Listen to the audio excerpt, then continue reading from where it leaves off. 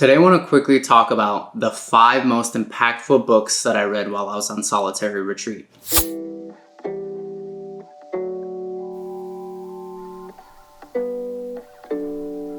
A few quick notes. First, I'm a terrible person and don't actually have any of these books with me right now, as they're being mailed from California to Massachusetts. So unfortunately, there won't be any smooth, creamy B-roll of these books, so hopefully digital images are okay. Secondly, I'll be listing these books in order of increasing impact. So the 5th and final book that I'll be sharing is the book that hit me the hardest. And lastly, I'll leave in the description a link to the video where I share the story of my 21-day attempted solitary retreat. The first book I want to share with you guys is 50 Great Short Stories by Milton Crane.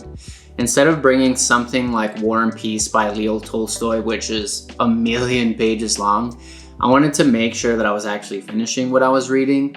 And so with this book, I could pick it up, read 5 or 10 pages of a short story, which was fully fleshed out from a literary perspective and potent in its meaning, and then go for a walk or something and really sit with and digest the story that I had just read. I read probably something like 10 or 15 of the short stories in this book, and my favorites by far were The Gioconda Smile by Aldous Huxley and The Other Side of the Edge by E.M. Forster. Both of those are relatively quick reads and very, very good, I think, so check those out if you're interested. The second book I want to share with you guys is The Genesee Diaries by Henry Nouwen. It is a collection of the journal entries written by the author during his 7th-month stay in a Trappist monastery. In it, he's critically honest about his concerns and explorations of the spiritual life.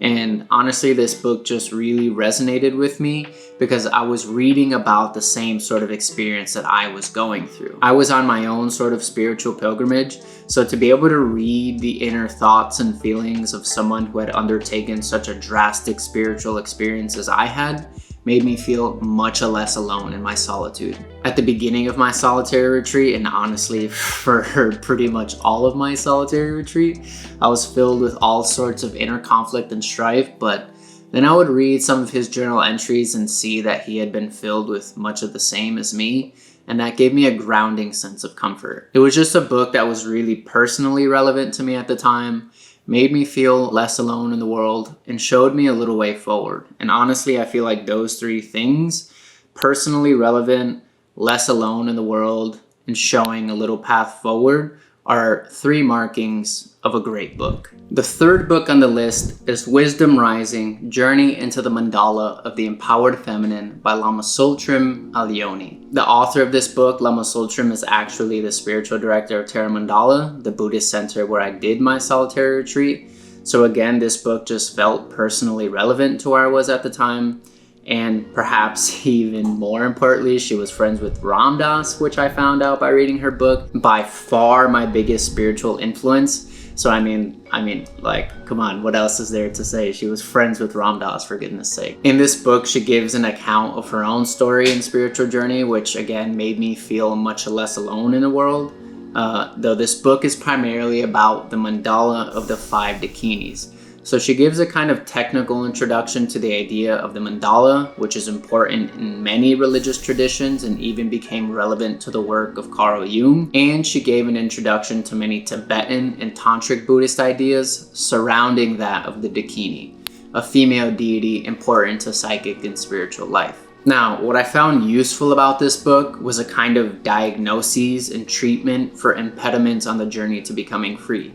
It was very much like taking a Myers-Briggs or a Big 5 personality assessment and seeing your personality on paper in front of you, where certain aspects of your personality might be causing you trouble, and options on how to resolve those issues. But instead of the standard Western perspective on personality that most of us use by default, I now had this Tantric Buddhist perspective, which is a tradition that's been studying the human mind for thousands of years.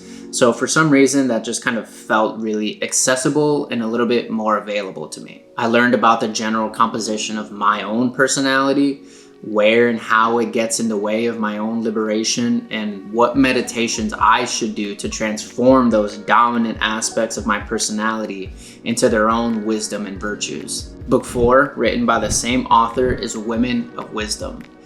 Much like the previous book, Lama Tsultrim gives quite a comprehensive background of her own life, her own spiritual journey, her journey of becoming the first American ordained as a Tibetan Buddhist nun, and none other by the 16th Karmapa himself, who is a figure much like the Dalai Lama. In the past and even today, women were/are not allowed the same responsibilities and freedoms as their male counterparts, so Lama Tsultrim sought out to share the stories of those women who, in spite of the uneven playing field, still played a substantial role in the development of Tibetan Buddhism.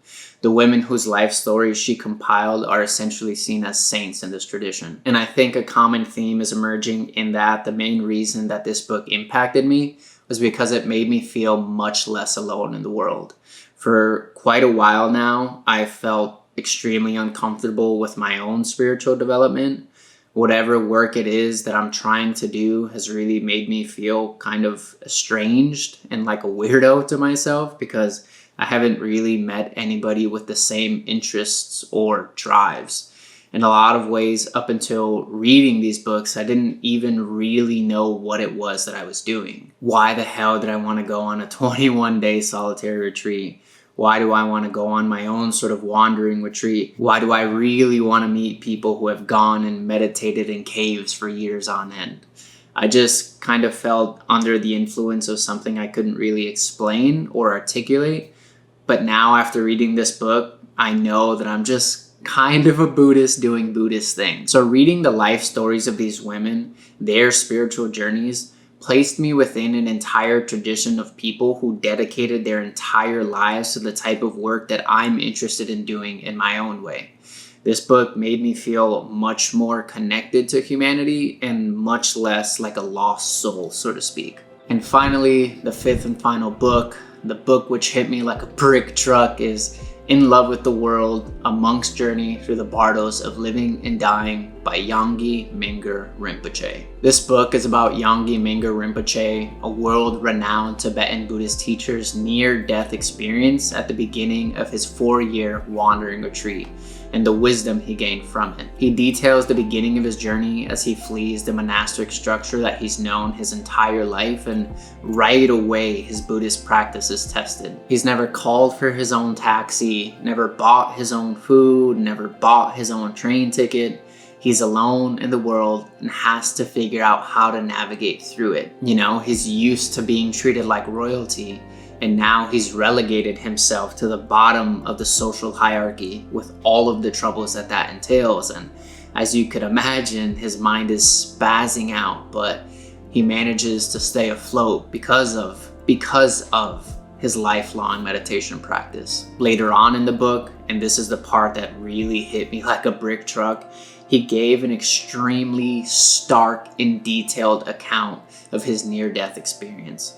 Mingyur Rinpoche had traveled to where the Buddha had died, spent the last of his money. He started begging for food and sleeping on the streets, and one night he got a portion of food that made him extremely sick. For days he was vomiting without the strength to go and get food or water, and mind you, he was laying in the scorching heat of the Indian sun. The man for days was just sitting there in the sun, puking, vomiting, which I guess is the same thing, probably diarrhea, no food and no water.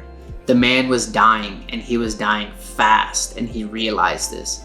But while most of us would try to go and get help right away, he was morally unclear about what he should do.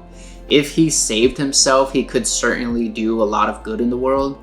He had multiple monasteries that he was in charge of, people that relied on him, children monk that he could teach and help raise. His purpose on this earth is to spread the Dharma and to help alleviate the suffering of all of the beings on this earth.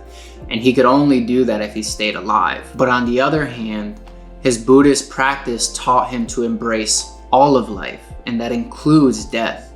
He had been taught by all of his teachers that the moment of death is the best opportunity to attain enlightenment and exit the cycle of samsara. So this was his opportunity for his lifelong work. This was his opportunity. And it was just so fucking mind-blowing to get such a pristine description of the mental process of a meditation master as he physically enters into the dying process with arms wide open. It's like nothing else you can read. It's absolutely bonkers. And this whole book just gives a very intimate and practical account on how to implement meditation and Buddhist teachings into everyday life. And for that reason, it was the book that impacted me the most and the one that I would recommend the most. I highly, highly, highly recommend this book. So that is it for today. I hope you guys enjoyed this video and have taken something interesting out of it. If you're interested in more of this kind of stuff, consider subscribing because there's a lot more of this coming and I'm trying to do this full time. So until next time, take care of yourself and take care of others.